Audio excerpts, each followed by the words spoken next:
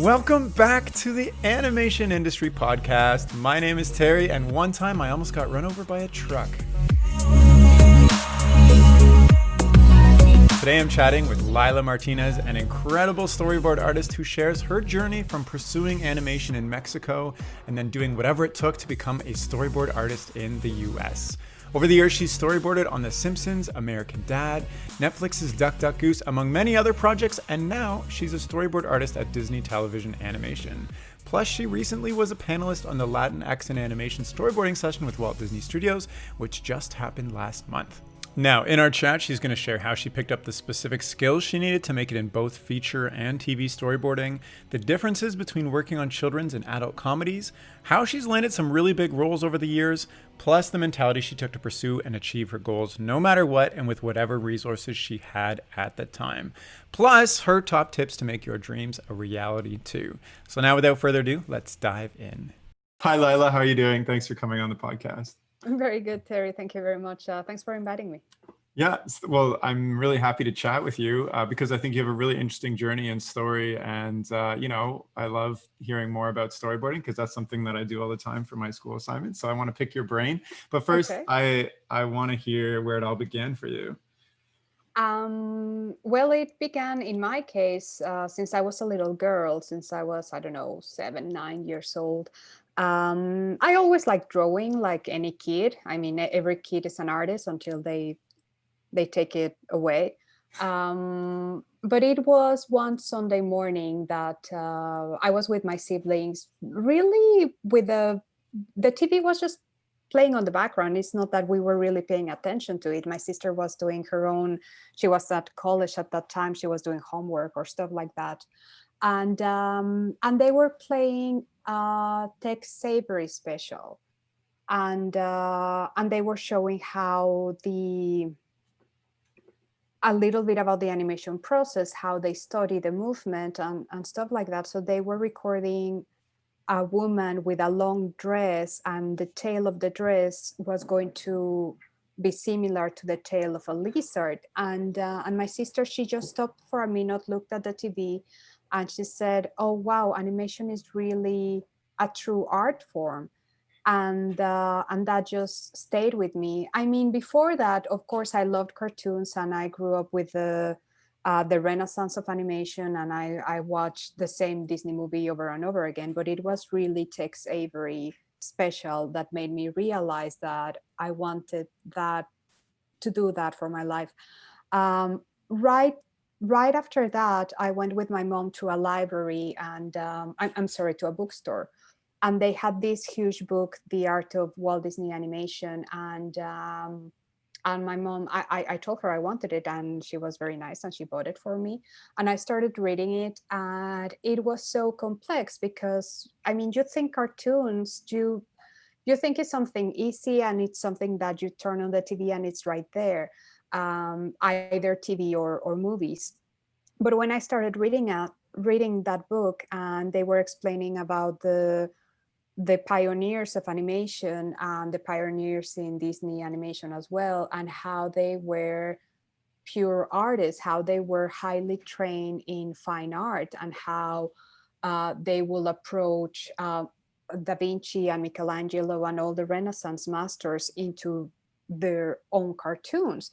So when I started reading about it, I realized animation is so much more. It is a pure art form than just simply cartoons, and I just fell in love with it. And I knew I wanted that for a living. Like every time from my classmates that you don't know what to do with your life, I always knew I wanted animation. But the problem was in Mexico back then, late 90s, early 2000s, there was no training. Actually, I didn't even know there was a career in animation until North American schools went to visit Mexico, and I went to that university fair, and I realized there was that you could study 3-4 years of animation just like that. But the problem is, when I started researching the schools and the universities, they were impossible to pay for us because In Mexico, another thing is we have a different currency. The Mexican peso is very weak against the American dollar or the Canadian dollar. And the schools are normally more expensive for foreigners than for locals, like UCLA and all those. I mean, they will have programs for the people that live in the States, but not for the foreigners. So there was no way. Like, there was a little bit of chat here and there with my father, but there was no way for us to Yeah. afford that. So I did the closest thing, that was graphic design. So I learned to do a little bit of illustration, but it's mostly, I mean, logos and Yeah. In Mexico, you chose graphic design in Mexico? yes. Yeah. Yeah, because you need to keep going. I mean, I knew I wanted animation, but there was no way for me to study it. I think a really interesting point. First of all, I think it's amazing that one comment from your sister changed the trajectory of your life. But I mean, for me, growing up in Canada, even, and seeing the cost of places like Sheridan College, and that was a huge challenge. And I'm only attending now because, later in my life, I've worked for a decade and have some savings. But I get this question all the time from people who, they have this passion, and they, even from other countries, and they look at the prices and there's just no way. So I really want to kind of, you mentioned you have to keep going. So you chose graphic design, and I want to figure out what was going through your mind to choose that and go for it no matter what, even with those big obstacles. Well, I knew I wanted to draw. I knew I wanted, and I thought the most commercial thing I could do was graphic design, but they really don't teach you drawing as much as I thought they were going to. And I always kept my mind in animation. I took a couple of classes here and there, but I mean, they really don't teach you. I did some animation with clay, and but they're all clunky. I mean, if you try to, I don't know, if you try to learn animation by yourself, I don't know who's able to do that, but I wasn't able, although I try, and I tried hard. And it was in college, because what at some point I thought, okay, what's stopping me? And the money was a big, it was really what was stopping me. I thought, okay, I need education, and how can I get it? I need to pay for it. And it was in college that I met one guy that he mentioned about Vancouver Film School, that is a 1 year intensive program. So I researched that school, and I was, okay, so maybe 1 year is more possible than 3 or 4 years that includes rent and food and everything. So I'm like, okay, so the goal seemed a little bit more reachable if I go to that school, but still I didn't have the money. I called the school, they told me, we don't give any scholarships, so you have to pay in advance. So I was like, okay, so there you go, right? And then I met also in college a woman that a very cocky girl that she was a model, and she was saying how much money she was making. And when I looked at her, I was like, well, she's not that tall, she's not that pretty, she's kind of bland, and she's making all this money. And I was like, okay, maybe that's the way that I can do it. So I started again. I went by myself. Like, nobody told me where how to knock on doors, like how to prepare the photos and everything. But I started like really raw. But I modeled for about 2 years, and I saved every penny to pay for Vancouver Film School. And I did it. I was able to pay for the tuition. I moved to Canada to study for that year. And when I was there, I couldn't believe it. Like, the first days, I was like, I really did it. Like, Yeah. something that I thought it was unreachable, and I really did it. And after that, everybody that was graduating, they were getting a job right away, like right out of school. It was a great time. So you get your hopes up. It's like, okay, maybe I after this I will get a job. But then it was the end of 2007, and the 2008 crisis hit, and it hit the US, and it also affected Canada. So even my teachers lost their job, and they were amazing artists. So there was no way for me to compete against them. So I'm just wondering, when you were in school, like, you had so much passion and drive, and you worked so hard. to take this 1-year intensive course. Did you notice a difference between how you were studying and maybe other students were studying who didn't have to work so hard to get in? Like, I'm just picturing you like going so hard at it in this program because it mattered so much. I don't know. What are your thoughts on that? Well, I was definitely, I was one of the hardest workers on my class. My class was kind of mixed. It wasn't that, I think the youngest one was 18 and the oldest one was 30. So it was a good mix. Most people, honestly, most of us, we had to work before to save the money to pay for Vancouver Film School versus a kid from the UK that his father paid for it, and he kind of felt guilty that it was so hard for us to pay for our education. But every story is different. And the class above me, they were in their 40s.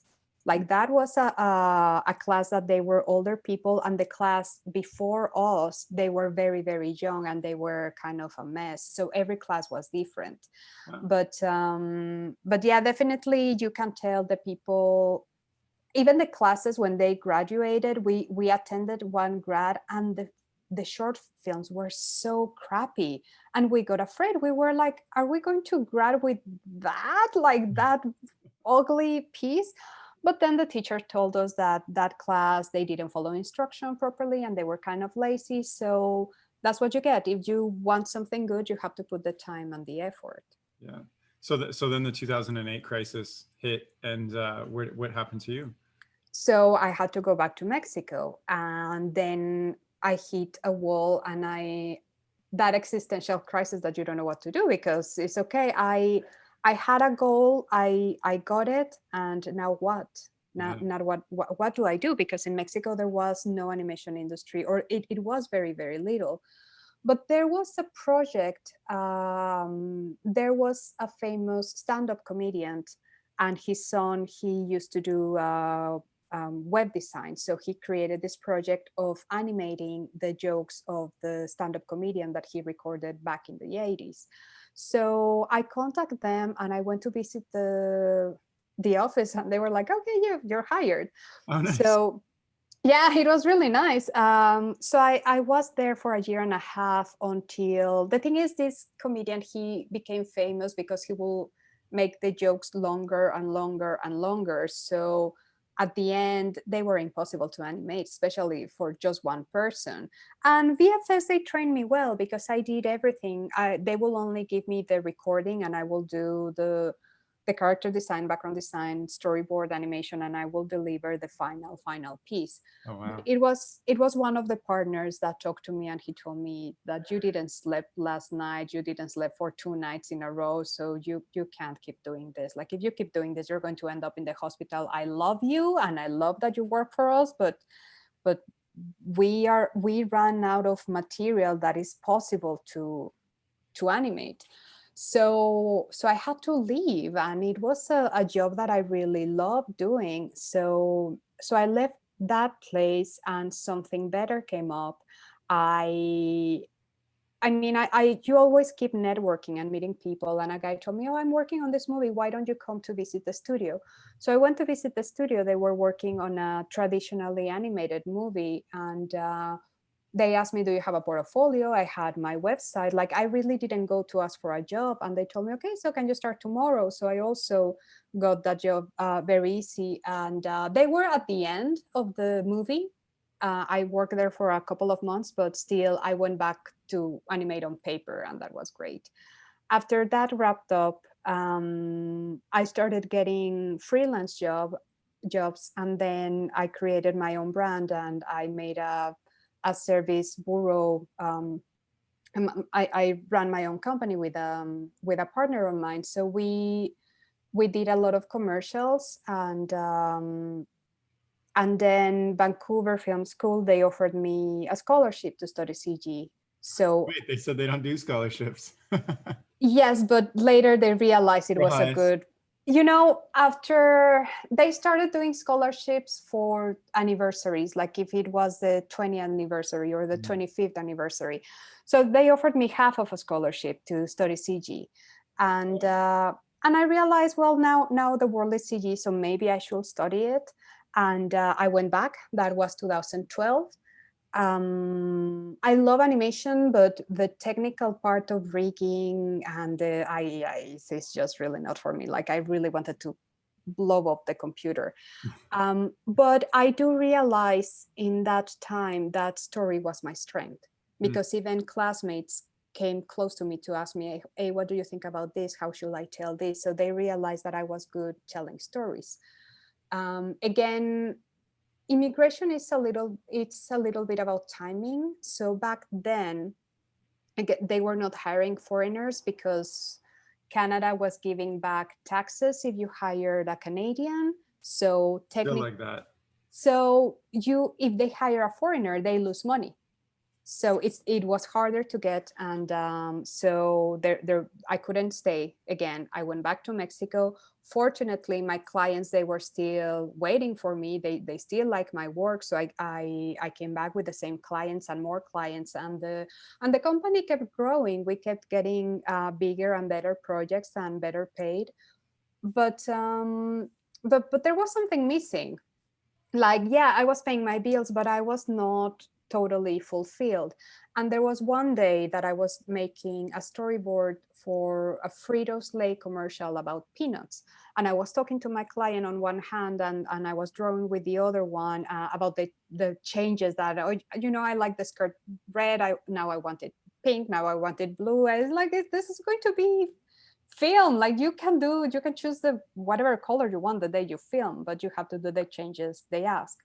So that day I realized, this is not working. Like, something is missing. And I started researching like how to do a proper portfolio, and I ran into a blog of a teacher of Vancouver Film School that she used to teach storyboarding. And funny enough, she wasn't my teacher. She taught after I left. But she left a very good advice. And she said, find the thing that you are really good at and aim for that first instead of what you want. Like, if what you want and you're good at is the same thing, then you rock, and that's awesome. But if you're better at something else, aim for that as long as you put your foot in the door. Could you So clarify like what you're good at versus what you want? Like what is an example of what you want? I thought I wanted animation. I thought I wanted to be an animator, and I love animating, don't get me wrong, but I'm way better at story. Gotcha. Like, story is really my strength. So when I read that, that just like a piece of a puzzle just find its place. I was like, yeah, I'm better in storyboarding. So Sorry, I like that because what you want is kind of just a fantasy, right? It's not reality in the present. It's like a goal that you think you want to work towards. But if you're sometimes it is. yeah, but if you're good at something, that's like a strength that you have right now that you can focus on that can potentially lead to that thing that you want as well, or to a different path. Like you said, you wanted to start off animating, and now, are you doing much animation now? I know you're doing a lot of storyboarding. Well, now storyboarding has changed a lot since the software allows you to do a lot of stuff. The studios, they want you to do more stuff. Like, the software idea is for you to save you time, but they will ask more and more. So now a lot of studios, they want you to basically animate or key pose the characters. So I kind of do, I think I have the best of both worlds, because I still feel that I have the fun out of it. Because animating, like CG animating, when you do the key poses, that's the fun part. But then when you polish the movement, it's so boring.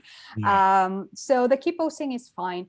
But I haven't animated since, geez, maybe 5 years was the last animation I did.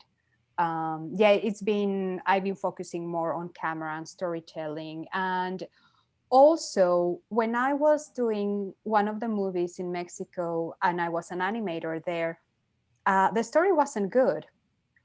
And no matter how good of an animator you are, you won't be able to fix it. Yeah. And the story for me is everything. I mean, obviously the performance and the art and the colors, but if the story is not there, you're really not going to have a very good movie. And you have very little power as an animator, but if you are a story person, you can really make it better and you can really make it work. So it was like a little bit um, added to another for me to be where am I right now. So going back to that blog, I focus everything on storyboarding, and there was this conference in LA in animation. So I built my portfolio, and also a friend of mine, because I was debating if I should put a table or not. And what he told me, I told him, the thing is, I'm not ready. And he told me, you will never be ready. You will never feel ready. So he told me, just go. Like, if you have a crappy portfolio, go and show your crappy portfolio and you will get good notes out of it. So I followed that advice, and I met a lot of people that gave me a great feedback, and I met my producer for the movie that I moved to LA. She was the producer on Shrek, and she saw my portfolio, and honestly, she didn't like it.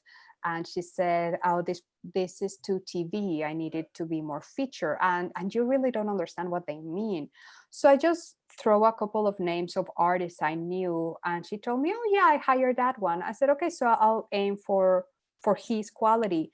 Let me do a test for you. Let me show you something aiming for what you're looking for." So she wrote her email on a piece of paper, and I came back to Mexico. I contacted her, and she did send me the test, and she sent it to me when I was on a trip. So I was like, shoot, is my opportunity is going to go away. So I spoke up and I told her, I'm on a trip. Can this wait? And she was like, "Oh yeah, no rush. Just make sure that you don't put more than 40 hours on the test. Like, it has to be a week of work." So I finished my trip. I came back to Mexico, and I put everything I had on the test, and I really pushed the story, because my drawing skills were not there, to be honest. Like, now they are, but back then they weren't. But I really pushed the story, and they really liked it. So she emailed me back, and she asked me, "Are you still in LA? Because I would like you to pitch the story to us. And if you're not in LA, let's just do a pitch, a virtual pitch, just using Skype," or it was Skype by then. And I said, "Well, I'm not in LA, but I can be. When do you need me there?" So I took a plane and I flew to LA just to pitch her that test. And in that meeting, I met her partner, the other producer, and the director of the movie. So so it went really great. Like, I was sweating before I entered that place. Like, I was so nervous. And Wait, when wait, I wait, wait. stepped, So she offered to meet over Skype, and you said, I'll take a plane and meet you in yes, person? That's yes. incredible. First of all, I want to backtrack a little bit. So I don't know how many times, I've met somebody and been like, here's my art style. And they're like, cool, but it doesn't fit what we do. You took that as an opportunity to say, because you really, I mean, it sounds like you're a very driven person. You Well, I really really wanted what she, to work with her and work on the films that she was making. So it. you Hmm. said, give me your email. I will match a style of somebody who already works for you, because I really want to do this. And like, I'm just wondering how many times, I've come across people that are like, oh, cool, here's my email. And then you try to follow up and then nothing happens. So like, what made that connection extra special, I guess? I think there is a thin line of being desperate and being passionate. Yeah. I was desperate, but I think she saw the passion. Back and ask She her. gave me the chance. Yeah. She really she gave me the chance, and it was a good timing. Also, I knew, because I was investigating about the immigration for both Canada and the US. when I went to the meeting, she asked me, so what do we need to do? And I said, just leave it up to me. Like, I know exactly what type of visa I need. I just need you to sign this type of paper, and that's it. So I made it easier for them, because every time that you talk about immigration, they get scared and they say no. So my advice is just get the job first and then mention that you need the visa, because if you put that first thing on the table, that's the kiss of death. That's some good risky advice. So why did you take a plane ride and meet her in person versus over Skype? Why did you feel that was necessary? I feel that an interaction in person is very different, and I felt like really pitching in person was going to give a different impression. So I looked at it as an investment. And every time I came to LA to the animation conventions, I also it's not that I mean, I was paying my bills, but I was not making a ton of money. So the way that I approach things is I will use my credit card, and then I will pay it off, and then I will invest in something else. And that includes my computer, my Cintiq, and these animation events. So I just thought about it like another investment, and it did pay off.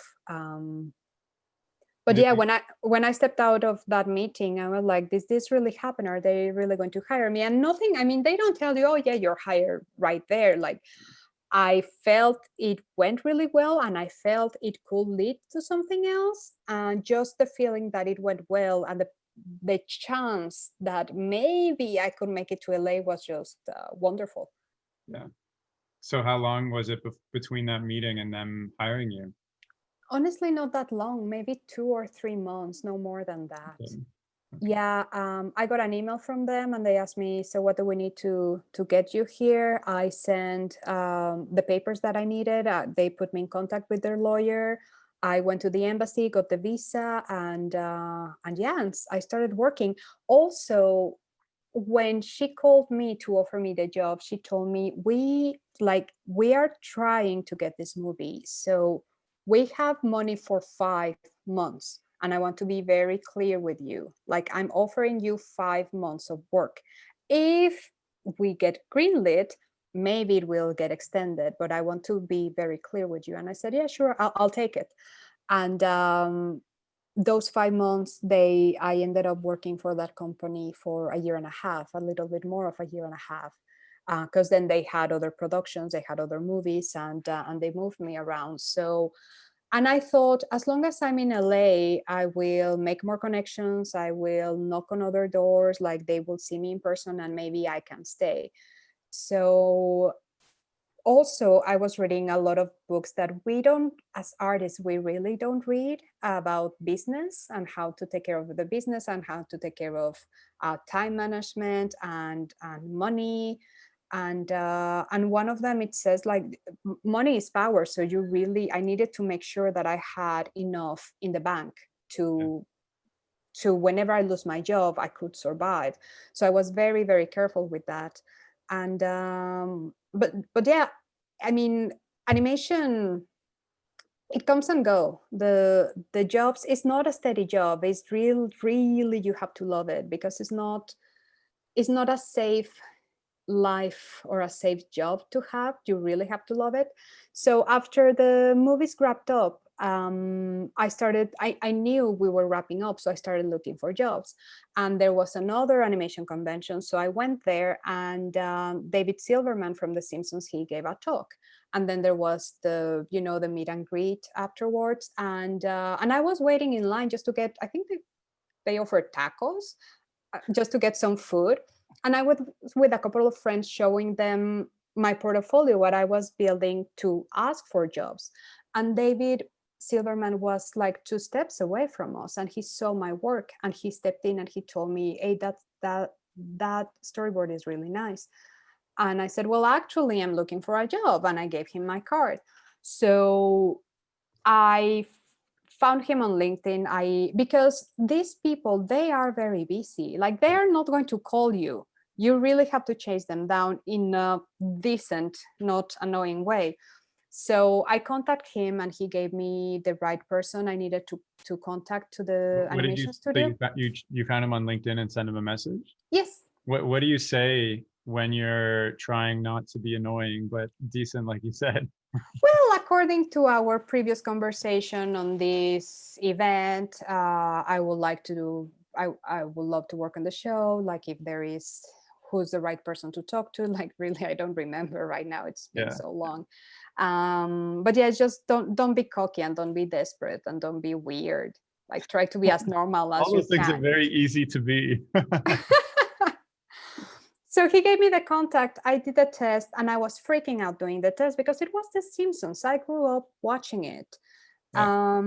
And you kind of self-sabotage yourself, and but I didn't allow that. I didn't allow my fears to interfere with the test, and I put all my heart in it, and I sent it. And that was a long wait, but then they called me, we really like your test, so we want to hire you. Then I talked about the immigration stuff. I went back to Mexico to take care of that, and yeah, I started working on The Simpsons. And what was challenging there is the storyboarding group.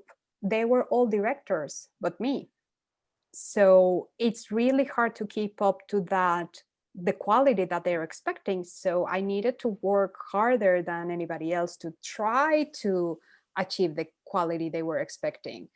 Then, I mean, TV is always complicated, and sometimes there's a lot of movement. So a lot of people came back, a lot of veterans. So either I move to the layout department to stay employed there, or should I leave?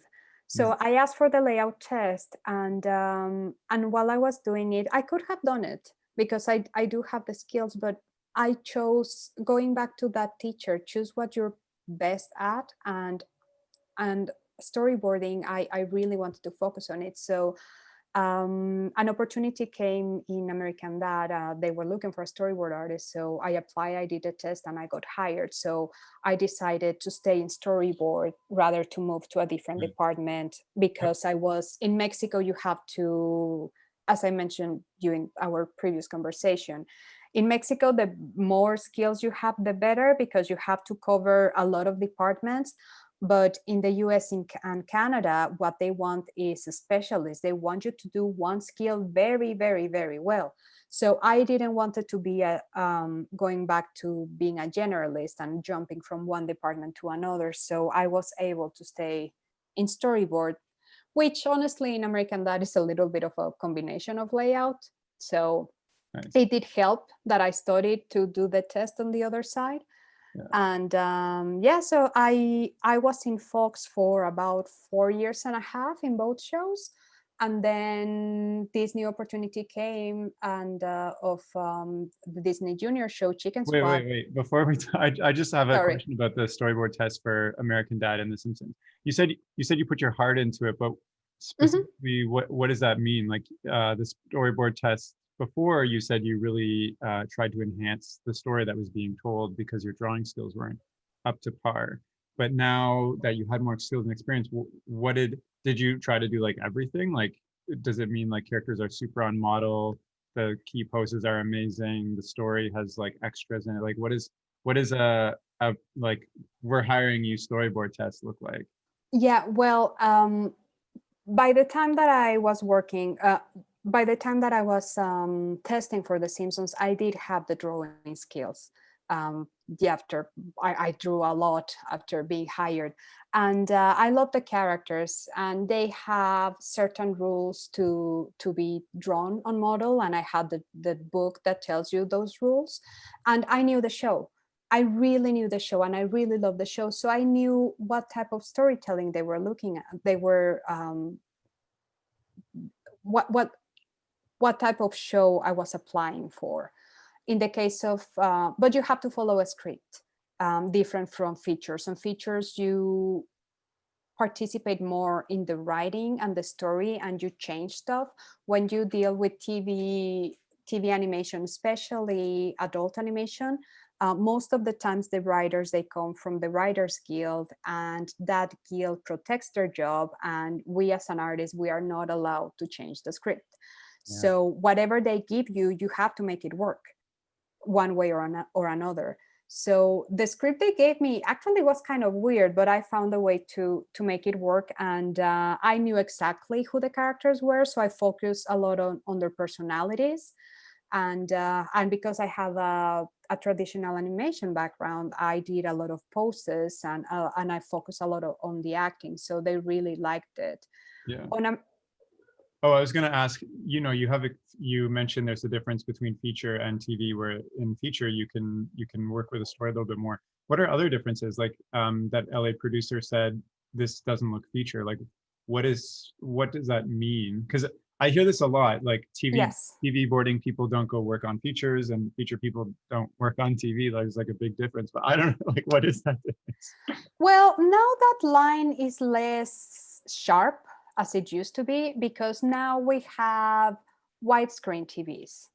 So now we don't have the 4:3 type of TVs, and now Netflix and HBO and all this network, they have changed the way we tell TV. So there are TV shows that they look like movies now, and basically what they're telling you, that this is to TV and this is to and we look for features, is they want it more cinematic, meaning they want to see, they don't want the shots to be that tight, they don't want the shots to be very symmetrical.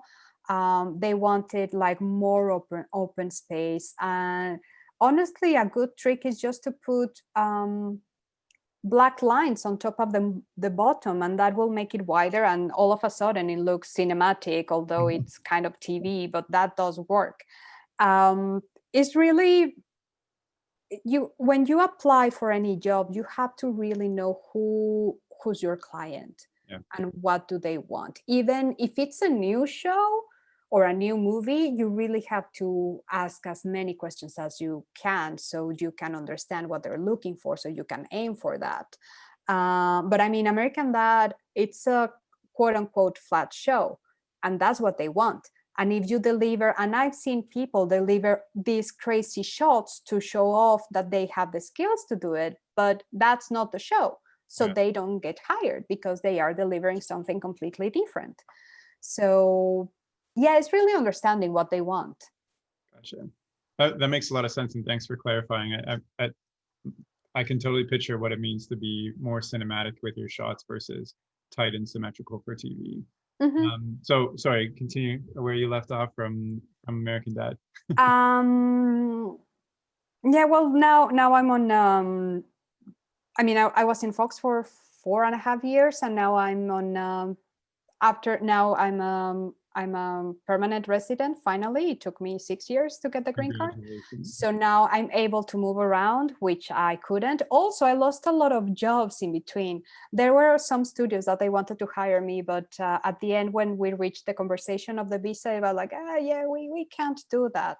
Yeah. So I let go a lot of opportunities of a lot of projects that they were quite cool, but I mean, it was what it was. And but now I really love the show that I'm working on. It has so much heart, and it's so fun to work in.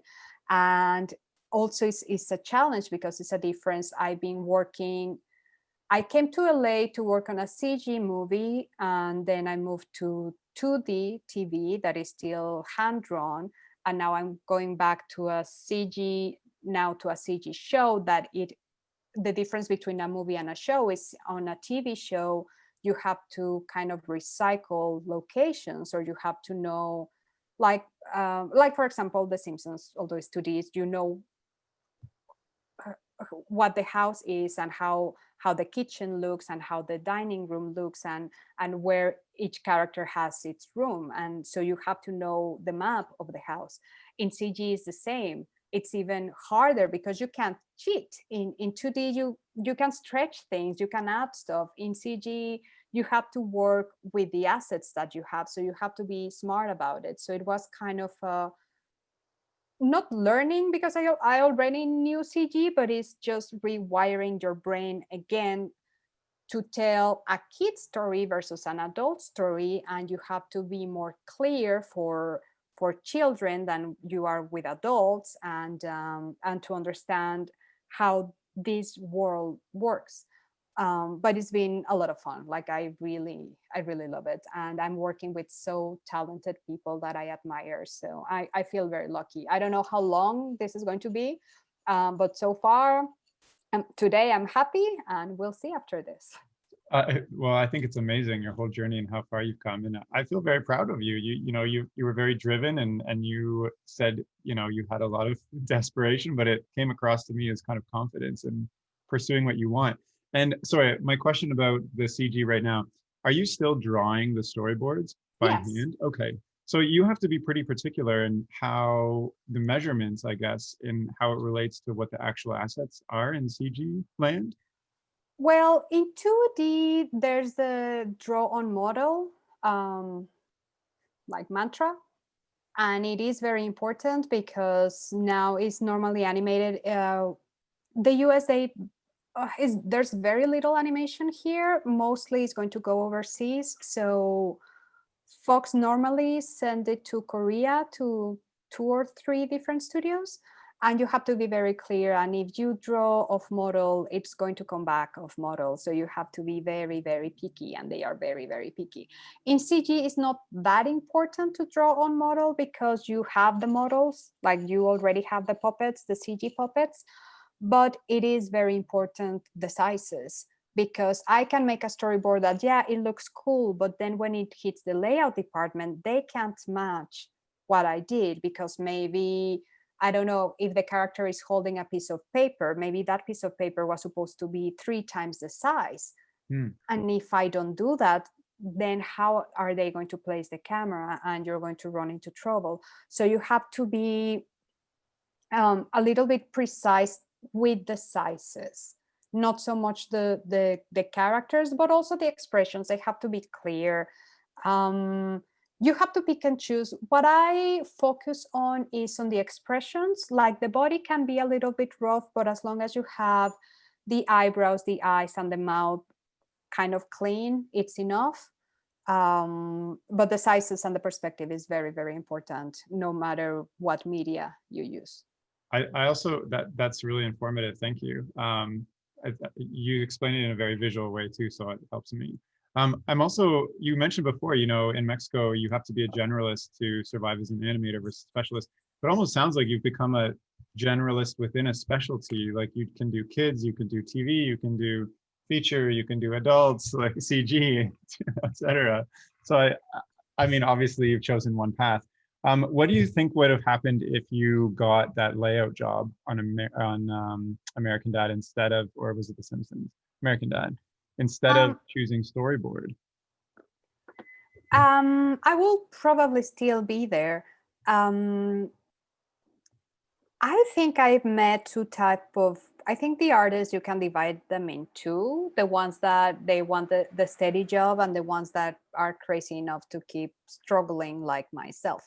Um, I think I would have left at some point. I mean, having a 9 to 5 type of job, and steady, and you know, your health insurance, and being able to pay your bills and your mortgage is fine. But I left everything in Mexico to pursue my career. The other day I went to the dentist, and I was a new patient, and they told me to fill out like my nearest relative, and I left that blank. And they came back and they told me, why didn't you fill this up? I was like, because my nearest relative is my sister, and she's in Mexico. She's in North Mexico, but she's still another different country. Do you want that? And then she went to ask, and she said, oh no, that's fine. And I realized, yeah, I'm here by myself, Yeah. um, because I'm doing what I love, and I chose my career. And if I do the same thing every day without feeling that if I don't feel that I'm learning or growing or something, I feel that I'm going backwards. But that's just me. I have so many friends that they already retired because they had such a steady job at Fox that they are enjoying their retirement, and they're very happy. But it's up to everybody. Like, we're all different. Can you reflect on, because you mentioned sacrifice and, coming from a different country, being away from your family, being alone in America, can you reflect on the things you've had to sacrifice to pursue this very strong passion that you have for animation and story? Well, my mom definitely. Now she has changed. In the beginning, she wanted me to fail, and she was honest to tell me that she wanted me to fail so her baby will come back home. Same thing with my dad. I Uh, guess that's a sweet sentiment. yeah, I mean, but I they hope you even fail so you stay here. even my dad, when I was going to board the plane to go to BFS the first time, he told me it's okay to quit, and I'm like, hell no! It took me 2 years to save the money. I'm not quitting. And he gave a big talk with me, like, you're wasting your money, and 2D is dead, but it's your money. Do whatever you want with that. Like, he really didn't wanted me to pursue it because he knew, at least back then, there was no future in Mexico for me. Yeah, yeah. So now the industry has changed in Mexico a little bit since I moved to LA. But obviously, it's still not Hollywood and Disney and Warner's. You only have that here. But yeah, I even sacrificed a relationship I had. I dated that guy for 15 years, and we were together, and it didn't work out. So I tried, but he wanted something else. He wanted like a housewife, which I'm not, and that was one other of the sacrifices. But to be honest, I'm very cool right now. I have a boyfriend that supports me a lot. Like, he's my champion, and he also comes from animation. He's a writer, and I show him sometimes in my storyboard, what do you think, and he gives me good feedback. He actually gave me feedback to come here. We were friends before, but yeah, that was one of the biggest sacrifices, to leave that relationship. But it also taught me that there's something better. Like, if there is something is not working for you, don't be afraid for change, and something better will come up. People that are in one studio, that are fortunate enough to be in one studio for 10 years, 15 years, 20 years, every time that the movie's wrapping up or the show, you don't know if it's going to get renewed, they're freaking out. They're so afraid, like, I'm going to lose my job. And another thing, if you stay in one place, you get, normally, depend on the contract, you will get a raise every year. So if you leave, you need to get a pay. Normally, you will need to get a pay cut, or if the show gets canceled, whatever next gig you get is not going to be the same amount of money. So people get really afraid, and there are artists that they can only draw Simpsons, or they can only draw American Dad, that they can't draw anything else, or they can't tell a story in a different way.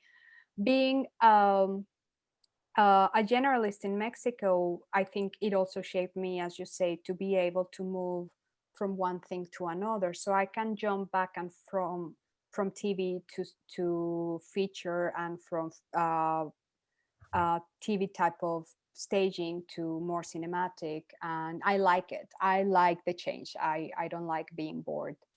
I really like what you said about, if you are kind of unhappy where you are, don't be afraid of change, because things can get better. What gives you the courage to make a decision that goes along the right path to making a change towards what you want? We all know what we want, and honestly, you just need to be honest with yourself. When I was doing the layout test that I never finished, I was staring at my monitor all day because I really didn't want to do it. And I asked myself, okay, let's imagine that I finished the test. Let's imagine that I got the job. Am I happy or not? Yeah. And I knew the answer. Another technique I read in one book was, if you don't know what way to choose, pay attention to your body. Like, imagine that you get option A. How is your body? How is your body reacting? Is it tight, or is it just relaxed? Now think on the other option, and you will know. Like, we all know, it's just that we lie to ourselves most of the times, and we're afraid. We're all afraid. we a lot of the time, like for me, I have to remember to do. I often I like doing the first option you suggestion where I kind of project the path that happens if the option A happens, and am I happy? But sometimes I get so caught up in what I'm doing, I don't even bother to think about doing that, and I just feel anxious about what's happening in the moment. So, um, Well, you have to. I focus on my day-to-day work, to yeah, be honest. And sometimes my boyfriend is like, you should start looking for another job because you don't know when this one is going to end. It's like, yeah, let me finish this deadline. Like, obviously, what's more important, focus on that first. Like, I focus on my day job every day, and most of the time, and then if I have extra time, then I focus on the future. But I mean, your day to day, if you're happy, just focus there. It's fine. What you're doing is fine. so let me ask you, what is kind of the ultimate dream, I guess I could ask of you, because you said you have the best of both worlds right now. You have story and animation, a mix of both. You're working on exciting things, learning every day. You know, you've come so far, sacrificed so much, and accomplished a lot. And I think that's amazing. So what is there something that you still want to progress towards? Yeah, back in the day, if you asked me this years ago, it would have been being a feature 2D animator because I just loved it and I loved the paper and I loved animated on paper. But that's pretty much gone. There's some people that they still do it, but it's not what I dreamed about. Um, Now because I'm good with story, and just like my classmates approach me to push their stories, some professionals here, like previous directors or writers, they have told me, you're very good at story, you should write your own stories. So right now I have a project that I have like three, but I have one that is my baby. So I'm researching about it, and I'm writing the characters, and I want to pitch it, and with some luck, I will be able to sell it. If I don't sell it for TV, then I can make a graphic novel. If not, I will make picture books. Um, but the ultimate goal is to keep telling stories, and as long as I can hold a pencil, like I want to keep doing stuff.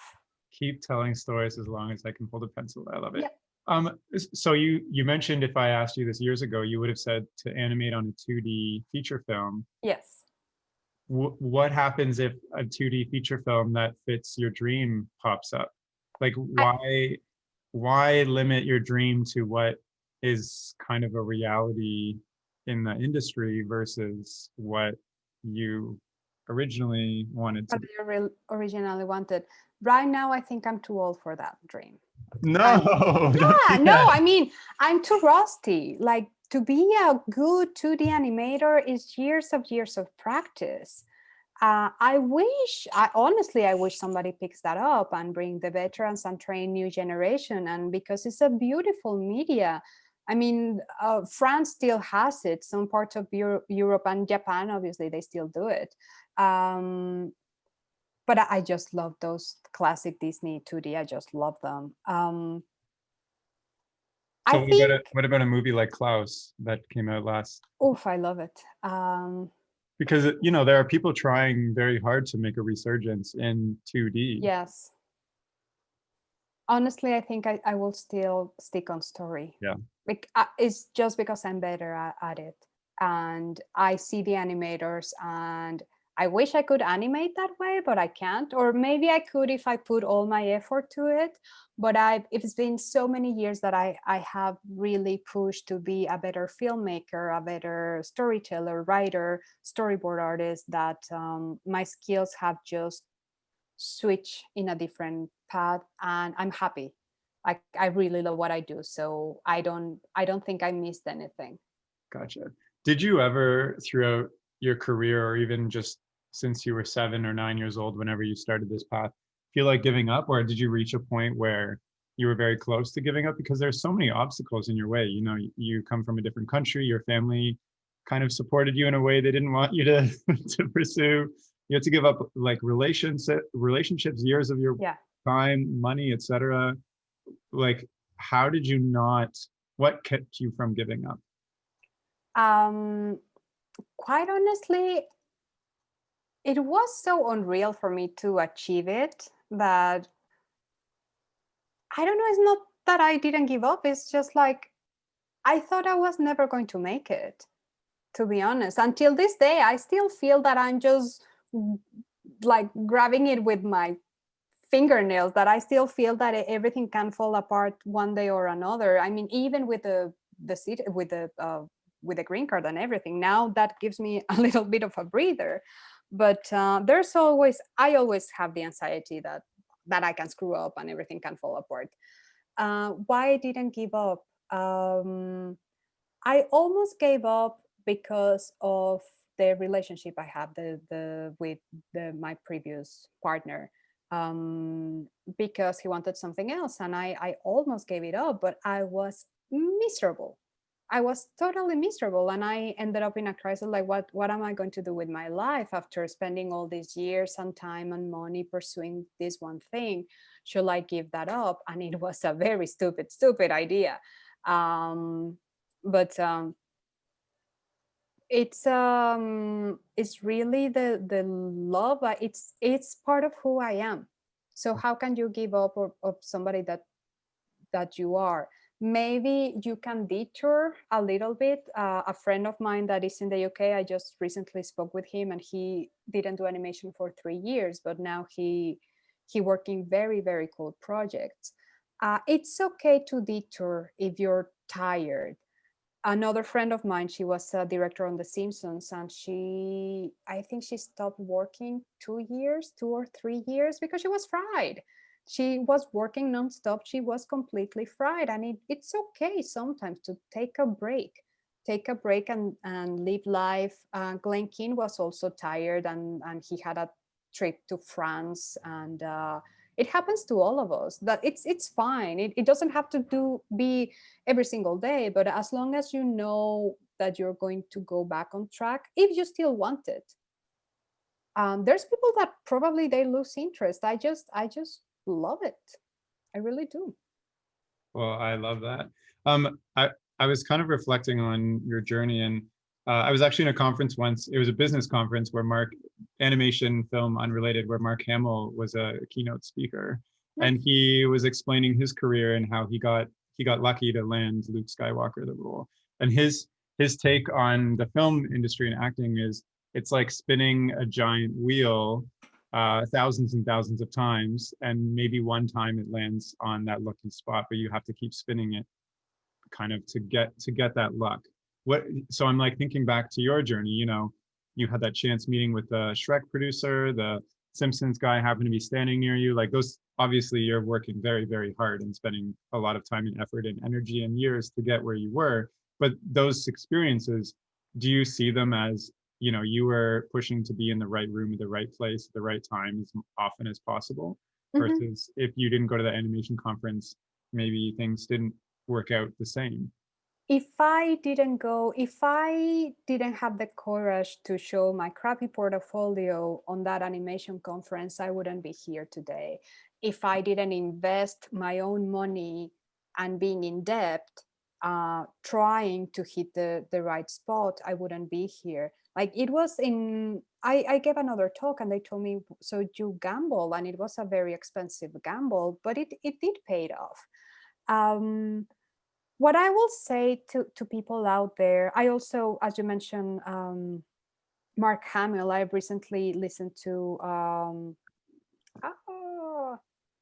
the Breaking Bad actor Johnson, Ryan Oh my gosh. Carlston, Brian Carston. Brian Cranston. Yeah. He mentioned he really made it until he was 40. And he mentioned, I was like waiter number 2. And then when you are Steve, it's like, I got a name, I'm Steve. And it was really after years of being a character actor that he really made it. And now he gets a lot of opportunities, and everybody, he's on demand. But he says this is hard, and there's a lot of actors that they say, oh, I'm going to give it 1 year, and he says, I'm going to save you that 1 year. Like, you're not going to make it if Yeah. you only say 1 year. I wish I had the possibilities to go to CalArts when I was 18. Like that's something I wish I had, which I didn't. I studied in VFS when I was 24, and I made it to after I graduated college and I saved the money.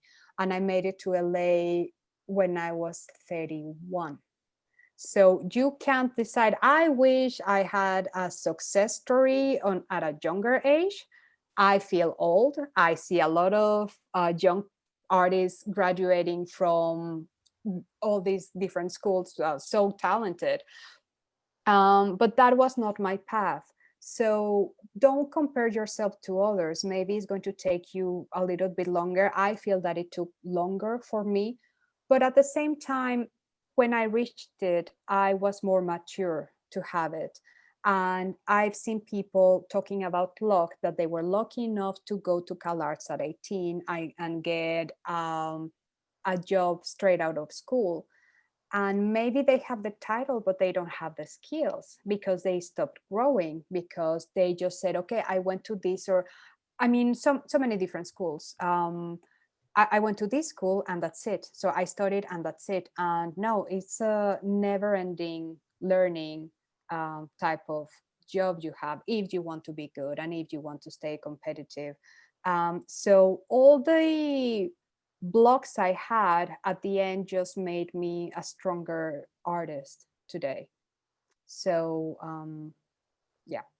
I really like what you said about, or I guess what Bryan Cranston said about taking a year to see what happens, because I also feel like if you take that kind of approach, you're not putting all your eggs in one basket, because in the back of your mind, even if it's not in the front of your mind, you're still relying on whatever it is that you were doing before, and you're not relying on that thing you're taking a risk on. So, at the end of the year, I can always go back to my other life. So what is going to push you to put all your eggs in one basket to really pursue that thing? I'm curious though, you are continuously learning. What do you specifically do to enhance your story skills?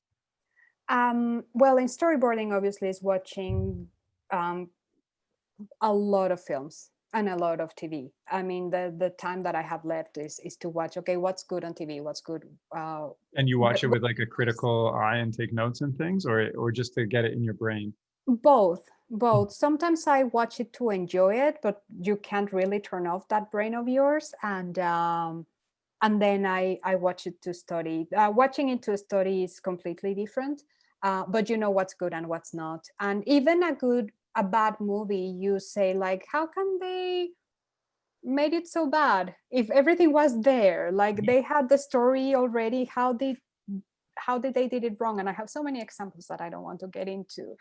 But you also learn from bad artists as well. Like, I'm not going to make that mistake. They took the heart away. They focus on the superficial instead of the drama. So you start to learn. There's plenty of books. There's plenty. I keep studying classes. Um, there's so many different artists, and for me, is if I get one good tip out of each class, it worth it. Although they're going to teach me the same thing over and over again that I already know, but they will tell me, I approach this in this way, or I use this tool. Like everything helps. I read a lot, and there's so much out there. Like even this podcast, they're always just listening to the professionals, how they approach their shows and everything. You learn a lot. So yeah, I staying in a cocoon by yourself, nobody is going to come knocking on your door giving you the opportunity of your dreams on a silver platter. That is not going to happen. You I have to totally look for understand. it, and you have to fight for it, and you have to keep being better and better. I'm guilty of having that mentality in my business career. I always in the back of my mind thought, oh, I love animation, and if somebody gives me the opportunity randomly, I can do really well. But nobody's going to come to a random person that isn't putting out anything and say, here's your opportunity.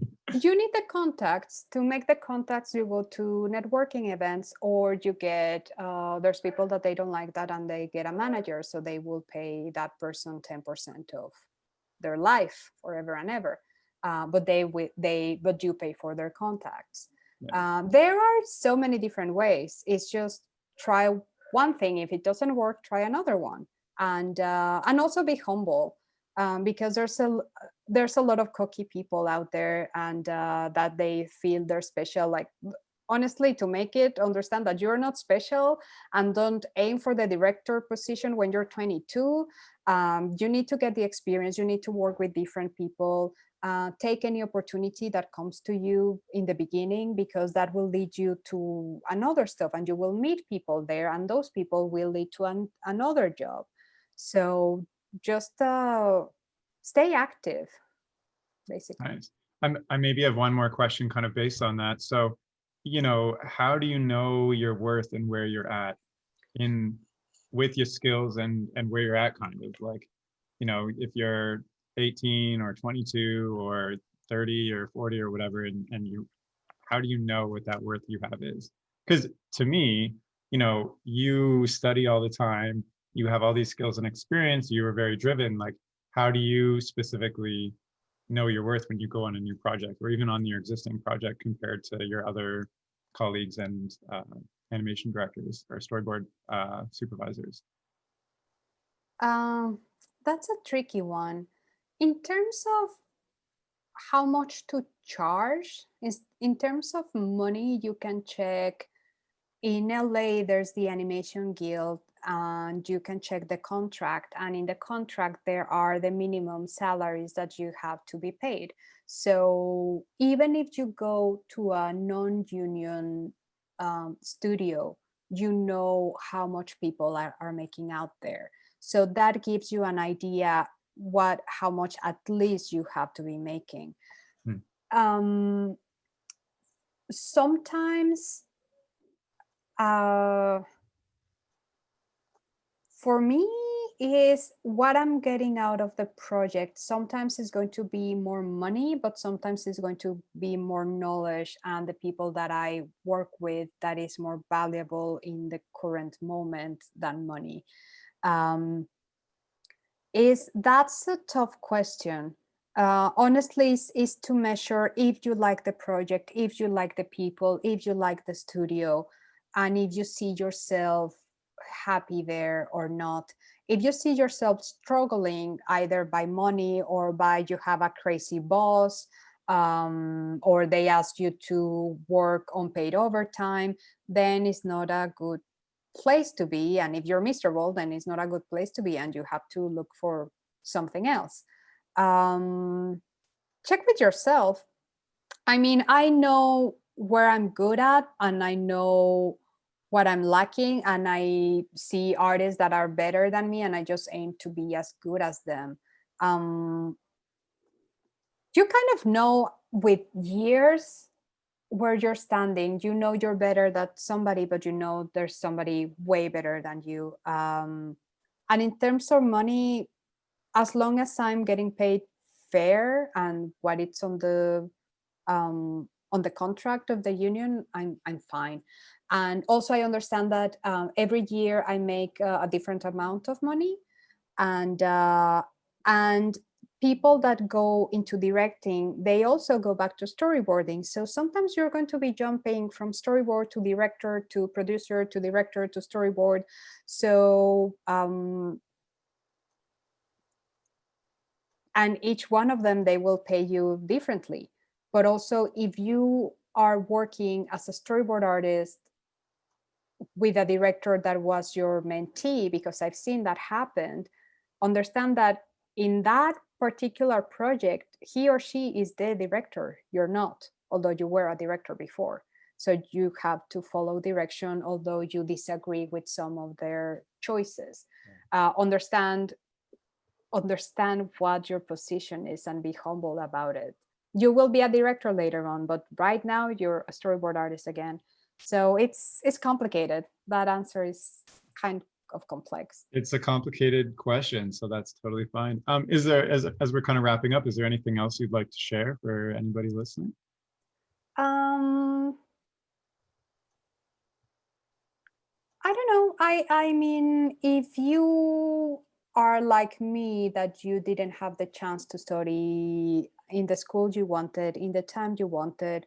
Just find your own way, and you will get somewhere. Don't be close-minded. Sometimes the studio is not important. Sometimes the name of the studio is not important. Sometimes the project or the people that you work with are more important. Don't give up, stay hungry, and stay humble. I think humble, but no, again, it's complicated. You have to know your worth, but try not to be cocky, but don't let people step over you. I don't know. Try to learn things outside the animation world that makes your mind think differently. That has helped me a lot in business and in meditating and in my life in general. So also talk with different type of people, not just your animation peers. Don't give up.